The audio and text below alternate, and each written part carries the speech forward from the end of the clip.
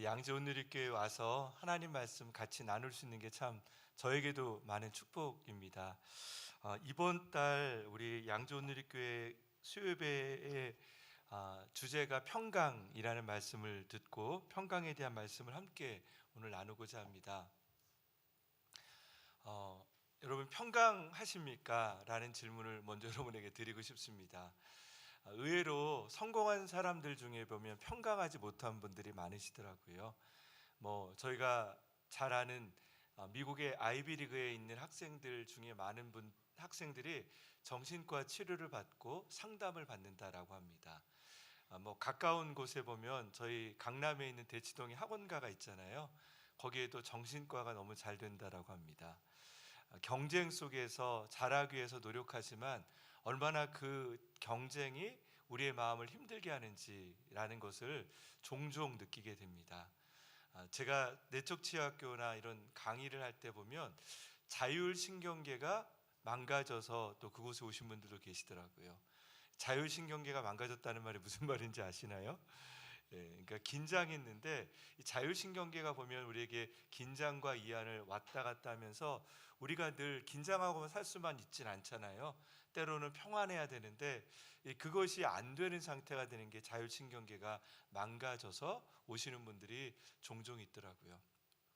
왜 그럴까 생각해 보면 그들이 늘 긴장하고 사시기 때문인 거죠.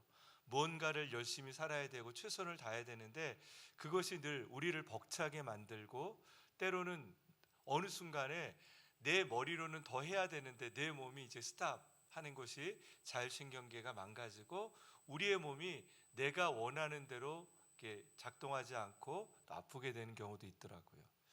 여러분, 그래서 사람들은 이런 것들을 해결하기 위해서 크리스찬이 아닌 사람들은 마인드풀니스라고 해서 명상이라든지 이런 걸 통해서 자기의 몸에 조금 더 심신의 안정을 취하려는 모습을 보이게 됩니다. 근데 과연 그것이 성경적이냐라는 질문을 우리는 해야 되죠. 세상 사람들이 한다라고 해서 똑같이 우리는 그것으로 마음의 평강을 누리는 게 아니라 정말 하나님께서 주시는 방법으로 우리는 평강을 누리며 우리의 마음과 생각을 우리가 지켜나갈 필요가 있습니다. 오늘 본문 말씀에 기록되어 있는 빌립보서에 보면 바울의 고백이 담겨져 있죠. 여러분 잘 아시는 것처럼 오늘 이 본문의 말씀이 있는 이 빌립보서의 말씀은 감옥에서 쓰여진 옥중서신이라고 말합니다. 감옥에서 쓰여졌어요. 감옥이라는 것은 자기의 자유가 결박이 되고 내가 할 수 있는 것이 너무나 없는 곳이고 특별히 그 당시에 감옥이라는 건 이렇게 전등이 있는 것도 아니고 깜깜한 곳에서 칠흑과 같은 곳에서 그렇게 있어야 될 너무나 우리의 몸도 불편한 곳인데 그곳에서 이렇게 감사의 고백을 하는 오늘 바울의 모습을 보게 됩니다. 여러분 오늘 말씀 가운데 제가 다시 한번 읽어보면 아무것도 염려하지 말고 오직 모든 일에 기도와 간구로 여러분이 구할 것을 하나님께 감사함으로 아뢰십시오. 그리하면 모든 생각을 뛰어넘는 하나님의 평강이 그리스도 예수 안에서 여러분의 마음과 생각을 지켜주실 것입니다. 이게 오늘 바울의 고백입니다. 여러분, 우리가 불안한 이유를 잘 보면요, 우리의 불안의 많은 부분들은 내 인생을 내가 통제하고 싶은 마음이 있기 때문이라고 생각해요. 내가 정말 내 삶을 잘 살고 싶은 마음, 그것을 어떻게 잘 정리하고 내가 원하는 대로 통제하면서 살아가고 싶은데 그 계획대로 되지 않은 우리의 모습 가운데 우리는 어떻게 하면 잘 살 수 있을지 그런 불안을 하잖아요. 그런데 오늘 말씀에 보면 이 바울은 아무것도 염려하지 말고, 감옥에 있는 바울의 고백인 거예요. 아무것도 염려하지 말고 오직 하나님께 감사함으로 아뢰면 하나님께서 하나님의 평강이 우리를 지켜주신다라고 말씀하고 있습니다. 여러분, 평강이라는 건 마음의 상태가 아니에요. 성경에서 말하는 평강은 마음의 상태가 아니라 우리가 하나님과 함께 있느냐 없느냐로 평강이 결정된다라는 것이죠. 저는 오늘 말씀을 통해 우리 안에서 그 평강, 하나님께서 우리와 함께 하셨다라는 그 평강이 우리를 붙드시는 축복이 있기를 주의 이름으로 축원합니다. 첫 번째는 관계적인 평강에 대한 이야기를 드리고 싶습니다. 제가 이렇게 얘기를 드리면서도 여러분은 평강하시는지에 대한 질문을 던져야 됩니다. 우리의 마음은 늘 평강하십니까? 네. 아멘 하셔서 너무 감사한데, 가끔 우리의 마음속에 우리의 평강을 막는 것들이 있잖아요. 집값이 올랐는데 난 집이 없어요. 예. 이제 전세 계약을 해야 되는데, 재계약을 해야 되는데 집이 없어요. 평강을 깨트리는 거죠. 또 여러분 중에 어떤 분들은 또 자녀를 공부를 시켜야 되는데 준비된 돈이 없어요. 근데 이제 아이는 또 학교를 가겠다고 하고 이 아이가 미국을 가겠다고 하네요. 마음이 어렵잖아요. 야, 우리 집 형편에 못 가 이렇게 말하는데 자기는 정말로 꼭 가고 싶다 그러면 여러분 마음이 편하세요? 예, 그리고 신문에서 또 여러분 주위에 있는 누군가가 아프세요.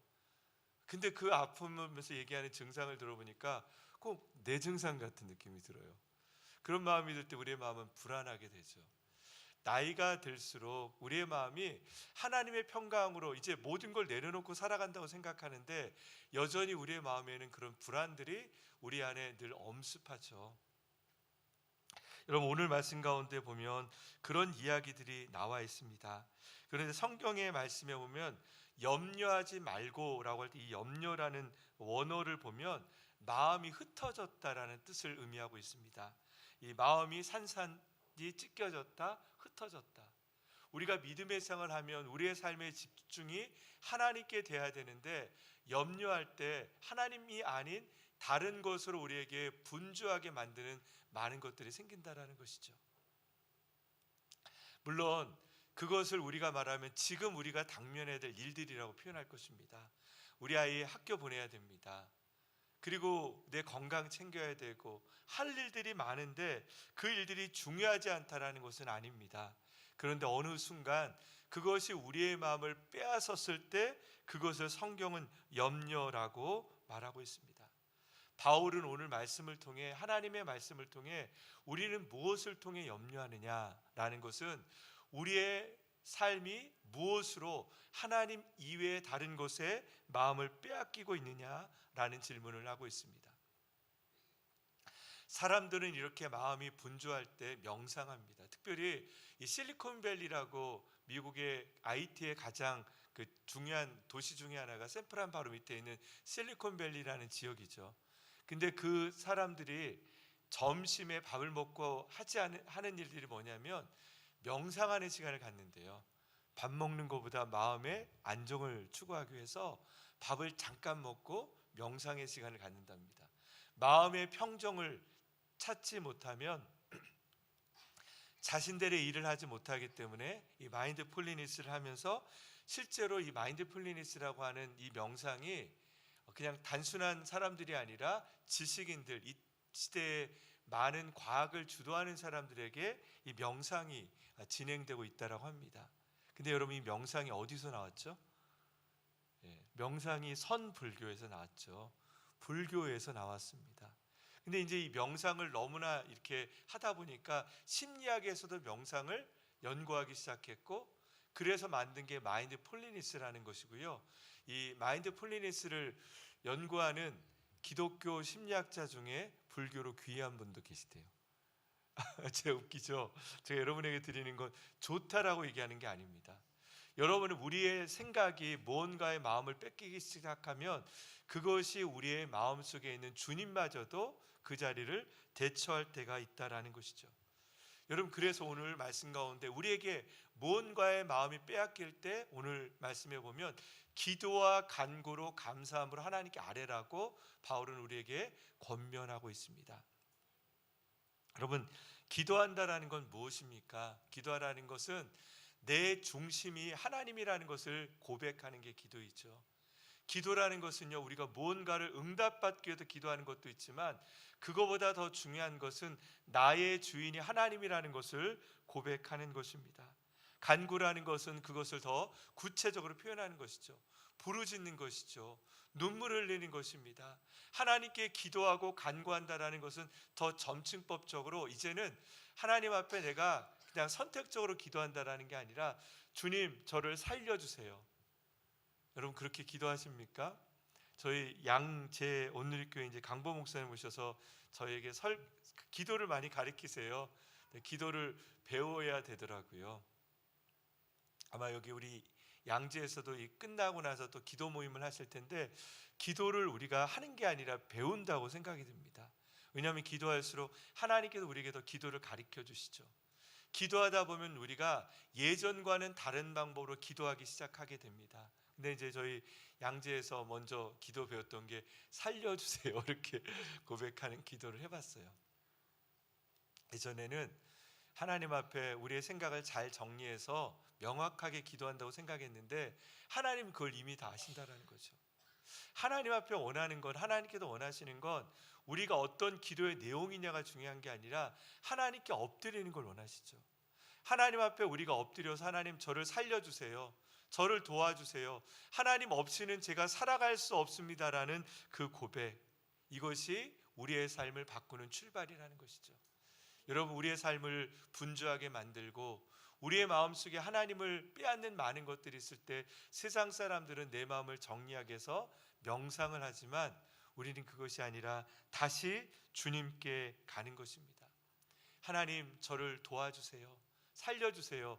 저는 방법을 안다라고 하지만 그 방법이 진짜인지도 모르겠습니다. 여러분 그거 많이 아시지 않습니까?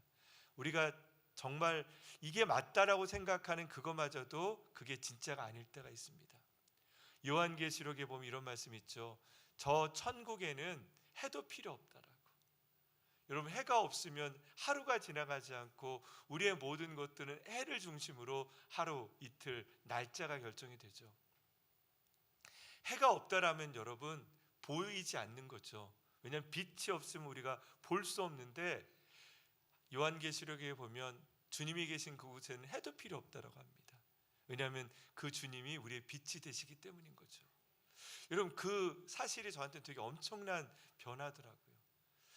우리에게 해는 반드시 있어야 되고 우리가 나이 먹어도 해는 동일하게 있다고 생각하는데 하나님의 나라에서는 그마저도 상대적인 거고 해가 없어도 괜찮다라는 그것. 여러분 우리 인생도 마찬가지죠. 우리의 인생 가운데 우리를 분주하게 만들고 우리에게 꼭 이것이 있어야 됩니다라고 하는 많은 것들이 있지만 주님을 우리가 더 깊이 알고 주님 안에서 우리의 마음이 중심이 정리가 된다라면 그때 하나님 안에서 참된 평강을 누릴 수 있습니다. 여러분 그래서 평강이라는 것은 내 마음을 잠잠케 하는 게 평강이 아니라 얼마나 하나님을 깊이 알고 깊이 만나느냐로 평강이 결정된 것입니다. 왜냐하면 하나님을 안다라는 건 우리가 갖고 있는 진리를 더 온전히 다르게 보기 시작한다라는 것입니다. 내가 아는 것과 경험하고 아는 것은 전혀 다른 것이죠. 여러분 우리가 정말 우리의 삶의 문제를 해결하기 위해서 얼마나 많은 노하우를 갖고 있습니까? 저희 이제 제가 섬기는 강남 비공동체는 대치동 지역이거든요. 그래서 이제 예전에 어느 권사님 이렇게 만나면 새 가족이 오시면 아이를 물어보시다가 이제 뭐 물어보시다가 이러세요. 그 국어를 그렇게 하면 어느 학원 보내면 좋겠다 이렇게 말해 주실 때 그게 그분한테 되게 실제적인 도움이더라고요. 예, 왜냐하면은 학원이라고 다 같은 학원이 아니라 그 학원의 선생님에 따라서 잘하는 아이들 또 못하는 아이들 중간 아이들 이게 다 다른가 봐요. 전 잘 모르지만 그런 걸 좀 많이 아시는 분들은 실질적인 그런 도움을 주더라고요. 인생에는 그런 도움이 필요할 때가 있죠. 우리의 삶을 어떻게 살아갈지 관계에 대한 부분, 집을 사기 위해서 적은 돈으로 어떻게 집을 사기 위해서 어떤 지혜가 필요하고 어떤 재택이 필요하고 우리의 건강을 위해서 어떤 운동이 필요하고 무엇을 먹고 무엇을 먹지 말아야 될지라는 칼로리에 대한 부분, 물론 그런 것들이 우리에게 중요한 부분입니다. 이런 것들이 중요하지 않다라는 것은 아닙니다. 하지만 성경은 우리에게 그거보다 더 중요한 것, 하나님 없이 그것을 아는 건 아무 쓸데없다라고 분명하게 말씀하십니다. 해조차도 하나님 없이는 그것이 아무 쓸데없다라는 것을 성경은 우리에게 분명히 말씀하십니다. 사랑하는 여러분, 마태복음 6장 31절 33절 말씀 제가 한번 읽어보겠습니다. 그러므로 무엇을 먹을까, 무엇을 마실까, 무엇을 입을까 걱정하지 말라. 이 모든 것은 이방 사람들이 추구하는 것이다. 무엇을 마실까, 무엇을 입을까, 이것은 그렇게 고민하고 걱정하는 건 세상 사람들이라는 거죠. 하늘에 계신 너희 아버지께서는 너희에게 이런 것이 필요하다는 것을 아신다. 오직 너희는 먼저 그 나라와 그 일을 구하라. 그리하면 이 모든 것도 너희에게 더해 주실 것이다. 아멘. 여러분, 우리가 기억해야 될 건 어떤 문제를 내가 해결하는 방법을 아는 게 아니라 이 모든 것을 주시는 하나님께서 우리에게 필요한 것을 채워주신다라는 그 신뢰와 믿음이 더 중요하다는 것이죠. 여러분, 여러분에게 필요한 것을 하나님은 아세요. 여러분에게 돈도 필요하고 건강도 필요하고 여러분의 인생의 불안함을 해결할 뭔가가 필요하다는 것도 하나님이 아세요. 아까 제가 처음에 말씀드린 것처럼 많은 사람들은 우리의 불안 속에 뭐가 있냐면 내 돈으로 해결할 수 없는 일을 만날 때 불안하기 시작하는 거죠. 내가 돈이 많고 내가 넉넉하게 살 수 있다고 하는데 병원에 갔더니 이제 얼마밖에 남지 않았다고 할 때 얼마나 불안합니까? 내가 가진 것으로 내 몸을 치료하지 못한다고 생각할 때 그때 우리는 불안하기 시작하고 내가 그 다음부터는 어떻게 살지에 대한 고민들이 생기는 거죠. 어떤 분은 돈이 많으셔서 외국에 아이가 원하는 학교에 보냈습니다. 그런데 그 학교에 가서 아이가 배운 거는 공부가 아니라 그 룸메이트나 이런 친구들을 통해서 좋지 못한 것들. 여러분 외국에 나가시면 특별히 미국 같은 데 가시면 이렇게 느끼는 냄새가 뭐냐면 대마초 냄새가 많이 나죠. 요즘 미국은 되게 핫바파가 돼가지고 뭐 모든 주가 그렇진 않지만 아이들에게 그런 것들이 한국에서는 절대 불법이고 하지 않아야 될 것들을 너무 쉽게 경험하게 되고, 그리고 미국에서 6월 달에 이번 달이죠. 퀴어 축제가 있고 뭐 동성 연애의 날처럼 해서 많은 것들을 셀러브레이트하는 이런 것들을 통해서 아이들이 경험하지 않아도 될 것들, 한국에서 경험하지 않아도 될 것들을 너무 접하면서 아까 제가 말씀드린 그런 아이들은 그런 고민들이 생기기 시작한 거죠. 부모님의 입장에서 이 아이가 정말 아이를 위해서 그 땅에 보내놨는데 아이가 잘 되기 위해서 보내놨는데 내 생각과는 다른 길을 걸어가는 자녀들을 볼 때 너무나 마음이 안타까운 거죠. 그 아이를 위해서 내가 무엇을 할까라는 것도 중요하지만 정말 중요한 것은 하나님의 도움을 구하는 것이죠. 여러분, 우리에게 갈등이 있을 때 그 문제를 어떻게 해결하고 문제를 해결할까보다 더 중요한 건 하나님 도와주세요. 저는 길이 없습니다. 하나님, 저는 아무것도 내 힘으로 할 수 있는 것이 없습니다. 하나님밖에 나의 도움이 없습니다라는 그 고백, 바로 그것이 우리에게 주시는 하나님의 축복입니다. 여러분, 오늘 이 구한다라는 표현은 결국 하나님 앞에서 우리의 인생을 재정립하는 거예요. 내가 내 문제를 해결하는 게 아니라 우선순위 속에서 하나님이 우리의 삶의 중심이 되기 시작하면 다른 문제가 조금씩 나는 이해되지 않았지만 그 문제가 해결되게 되는 것이죠. 우리 시편 55편 22절 말씀을 같이 한번 읽어보겠습니다. 내 짐을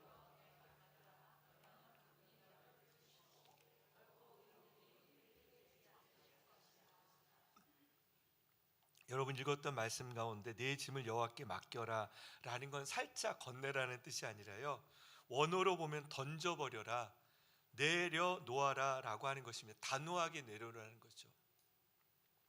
여러분, 하나님 앞에서 우리가 이 문제를 하나님께 해결해 줄까 고민하지 마시고 하나님 그것을 단호하게 내려놓기를 원하십니다. 수고하고 무거운 짐진 자들아 다 내게 오라, 내가 너희를 쉬게 하리라 라는 건 그냥 제안이 아니라 선포입니다. 하나님께서 우리의 모든 문제를 해결해 주시겠다라는 그런 말씀을 들려주시는 것입니다. 여러분, 여러분을 붙들고 여러분의 능력보다 더 큰 문제들이 얼마나 많습니까? 내가 해결하고 싶지만 해결이 안 되는 많은 문제들, 여러분, 그것을 하나님께 내려놓는 것, 바로 그것이 평강을 누리는 방법입니다. 그래서 기도는요, 여러분, 우리가 기도는 어떤 문제를 해결하기 위해서 기도하는 것이 아닙니다. 기도는요, 그 문제 속에서도 하나님과 함께하기 위해서 기도하는 것입니다.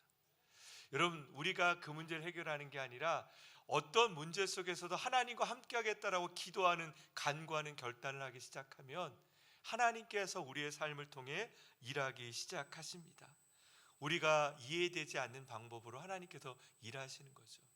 하나님은 신비의 하나님이십니다. 우리의 인생이 나락이라고 생각하고 우리의 자녀들의 삶이 이제는 더 이상 희망이 없다고 생각하는 그 순간에 하나님이 일하기 시작하면 그분께서 우리의 자녀를, 우리를 들어서 정말 하나님께서 원하시는 높은 곳으로 우리를 세워주실 줄 믿습니다. 사랑하는 여러분, 여러분을 힘들게 하고 붙들고 있는 문제가 있다라면 바로 그 문제 앞에서 그 문제를 해결하는 것이 아니라 이제 하나님께 더 깊이 나갈 시간임을 기억할 수 있는 믿음의 눈이 있기를 바랍니다. 하나님이 우리의 인생의 문제를 통해 우리를 부르시는 거죠. 그 문제를 해결하면서 살라라고 우리를 보내신 게 아니에요. 어느 순간 보면 우리가 그 문제를 해결하기에 바쁘시더라고요. 제가 예전에 어느 공동체 신방을 갔는데 이제 저희 아이가 고3이었을 때예요. 그랬더니 이제 아이 고3이라고 권사님들 걱정해 주시면서 그러시더라고요. 기도해 주시겠다 하시면서 목사님, 그때가 가장 적은 걱정이라고 말하시면서 고등학교 대학 들어가면 취직 걱정하고, 취직하면 이제 결혼 걱정하고, 결혼하면 살아가는 거 걱정하고 평생 AS를 하신다는 거죠. 권사님들이 그렇게 살아가고 계시는 거예요. 그런 얘기를 하시면서 제가 그 말씀을 들으면서 느낀 게, 우리의 인생에 뭔가를 해결할 거는 우리가 죽을 때까지 끝이 없다. 이 문제를 해결하면 또 다른 문제가 우리에게 있는 거죠. 그러나 정말 하나님께서 우리에게 원하는 건 어떤 문제를 해결하고 살아가라고 우리를 부르신 것이 아니라 하나님 앞에 머물러 살고 그분을 따라가는 삶을 살라라고 말씀하고 계십니다. 두 번째로, 첫 번째는 관계적인 평강. 기도에서 우리에게 중요한 건 평강하기 위해서는 하나님을 붙들라라는 것이고, 두 번째는 하나님이 그러면 우리에게 어떻게 해주실지가 말씀에 나와 있는데, 우리 7절 말씀 같이 한번 읽어보겠습니다. 빌립보서 4장 7절 말씀입니다. 그리하면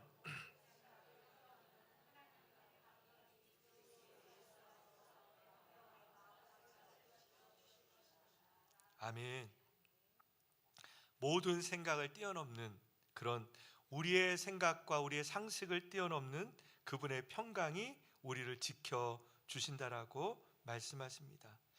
여러분, 이 지켜주신다라는 단어는 병사의 단어입니다. 그러니까 성문을 지킨다라는 것처럼 여러분이 우리의 생각을 하나님께 맡기면 그 그리스도의 평강이 우리를 보호해 주시고 지켜주신다라는 말씀을 우리에게 주시고 계신 것입니다.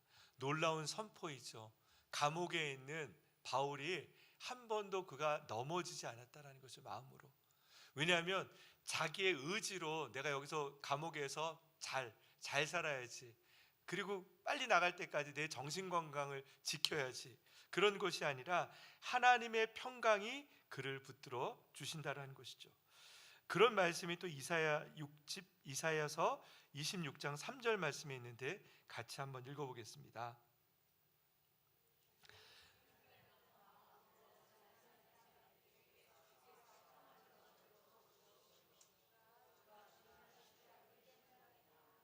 아멘. 한결같은 마음으로 의지하는 사람에게 주께서 평화를 넘치도록 부어주실 것입니다. 아멘. 여러분, 흔들리지 않게 하나님께서 우리를 붙들어 주신다는 말씀이죠. 이사야의 말씀에 보면 심지에 견고한 자를 평강의 평강으로 더하신다, 이런 말씀 있죠. 하나님께서 우리를 도우시는 것은요, 단순한 게 아니라 우리 안에 정말 하나님께서 우리의 마음을 하나님께 드리면 그분께서 우리를 보호하시되 단단하게 우리를 붙들어 주신다라는 것입니다. 우리는 연약해요. 우리는 늘 쓰러지고 우리는 넘어집니다. 그게 인간의 모습이죠. 아무리 믿음 좋으신 분도 자신의 병 앞에서 잠시 넘어지고 고민할 수밖에 없죠. 그렇지 않으면 그건 인간이 아니시죠. 왜냐하면 우리에게 느끼는 감정은 내 몸을 위해서 존재하거든요. 우리의 몸이 불안한 걸 느끼는 게 당연하죠. 위험한 걸 느끼는 게 당연하죠. 배고픈 걸 느끼는 게 당연하죠. 그런 것들이 우리의 감정이 우리에게 지금 내 몸의 상태가 어떤지를 보여주시는 것입니다. 하지만 그 순간 가운데 하나님께서 우리의 마음과 함께 하실 때 평강의 평강으로 더하신다.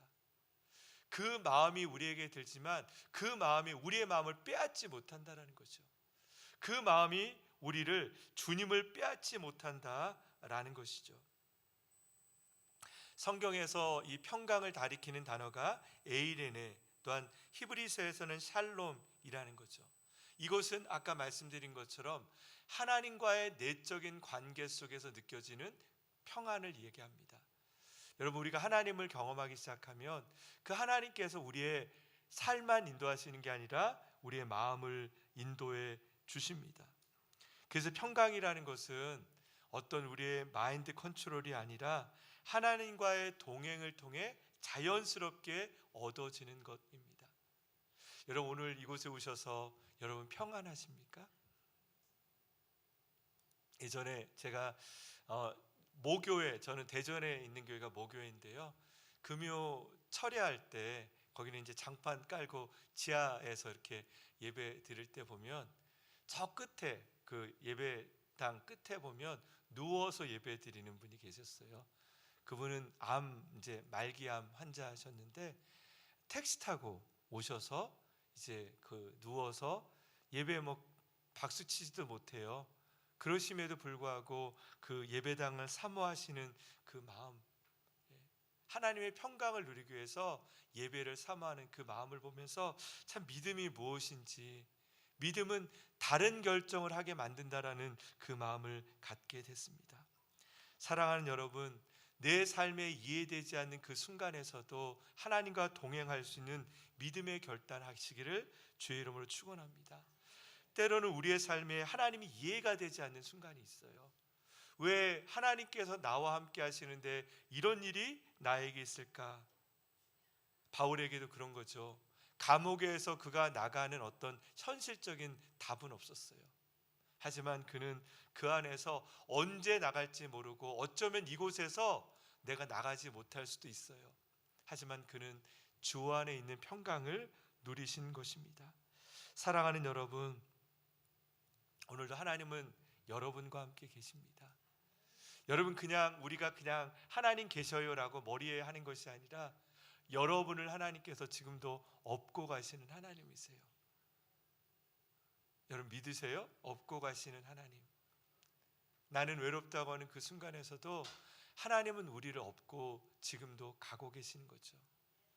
저는 회복사역을 하면서 늘 느끼는 부분이 뭐냐면 우리의 정체성의 가장 중요한 부분이 뭐냐면 사랑을 받는 게 되게 중요하더라고요. 사랑을 받는 사람과 그렇지 않은 사람의 정체성의 차이가 너무 크더라고요. 그걸 심리학적으로 보면 뇌를 측정했는데, 유아기의 뇌를 측정했는데 어린아이 뇌가 고아원에서 자란 아이와 집에서 자란 아이 똑같은 걸 먹고, 고아원에서 더 좋은 걸 먹어도 뇌의 사이즈가 더 고아원에서 자란 아이가 작다라고 하더라고요. 왜냐하면 우리의 뇌가 외부와 반응하면서 이렇게 뇌가 발달하는데, 사랑하는 사람과 있을 때 뇌가 그렇게 상호작용을 통해 빠르게 그리고 잘 건강하게 발달한다는 걸 보게 됩니다.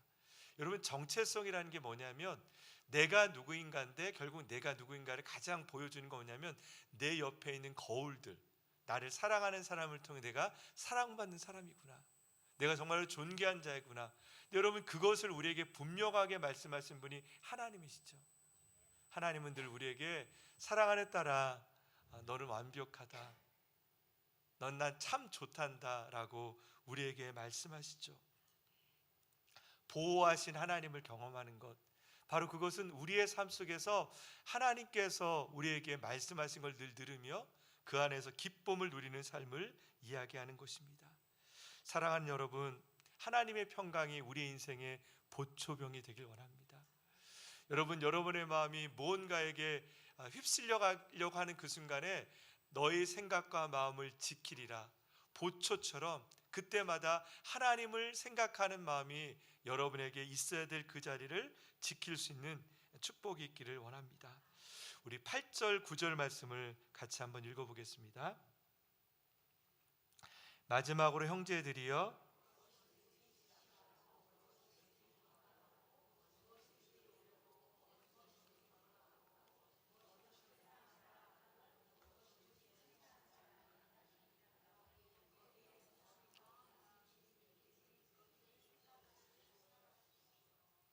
여러분은 내게서 배우고 받고 듣고 본 이것들을 실천하십시오. 그러면 평강의 하나님께서 여러분과 함께 계실 것입니다. 아멘. 8절 말씀을 다시 보면 무엇이든지가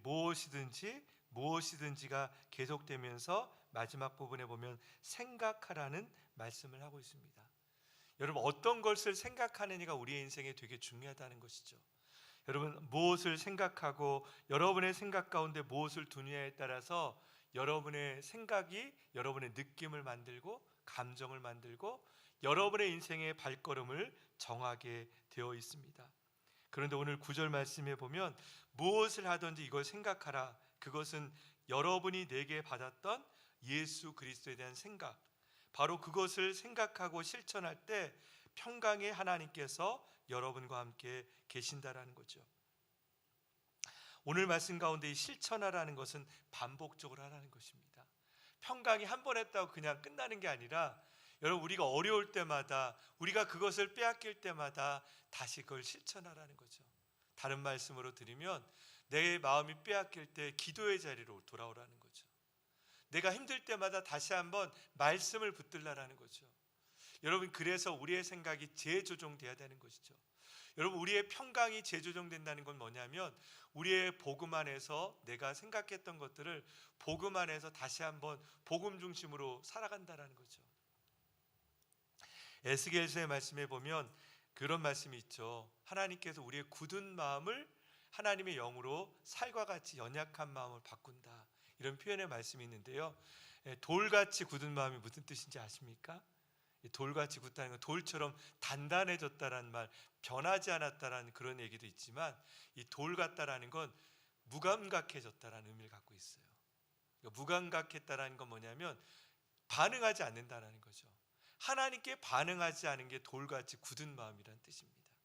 여러분, 항상 돌 같은 게 아니라 하나님께는 돌 같은데 돈에는 또 이렇게 또 연한 마음이 되잖아요, 여러분.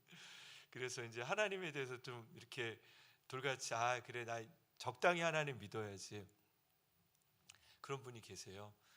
아이들이 열심히 하나님 믿으면 선교사 나갈까 봐 좀 적당히 믿어, 이렇게 하는 부모님이 계시더라고요. 그 마음속에는 하나님께서 우리 아이를 어떻게 할까라는 걱정이 있는 것 같아요.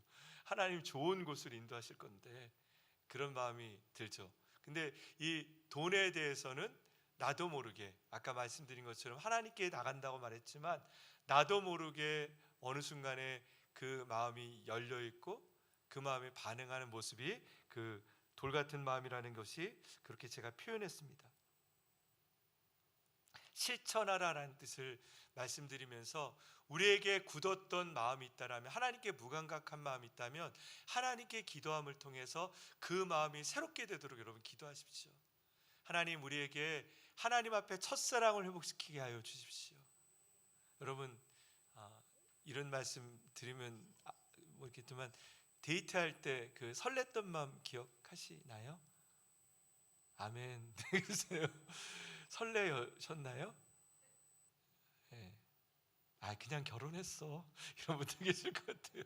그냥 한 번 보고 결혼해서 결혼했어, 이런 분들 계시겠죠. 설레임, 우리가 주님을 처음 만났을 때 그 설레임, 여러분, 하는 그 설레임이 여러분 마음에 사라지고 계시지 않으세요? 돌 같은 마음이 되어가고 있지는 않으신지. 하나님, 저는 오늘 예배당에 나올 때 너무 마음이 설렙니다.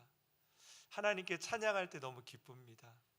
하나님 찬양할 때마다 제 안에 눈물이 있고 감사가 있습니다. 나 같은 죄인을 살리신 그 은혜 놀라워. 얼마나 우리에게 감사한 고백입니까?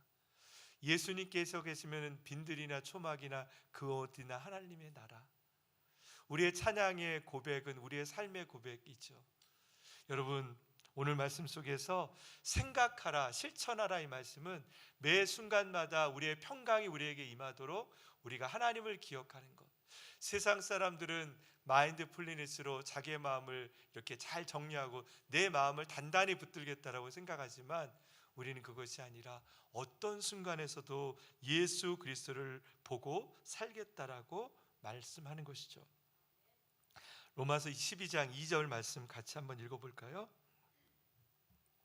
여러분은 이 세대를 본받지 말고 오직 마음을 새롭게 함으로 변화를 받아 하나님의 선하시고 기뻐하시고 온전하신 뜻이 무엇인지 분별하도록 하십시오. 아멘.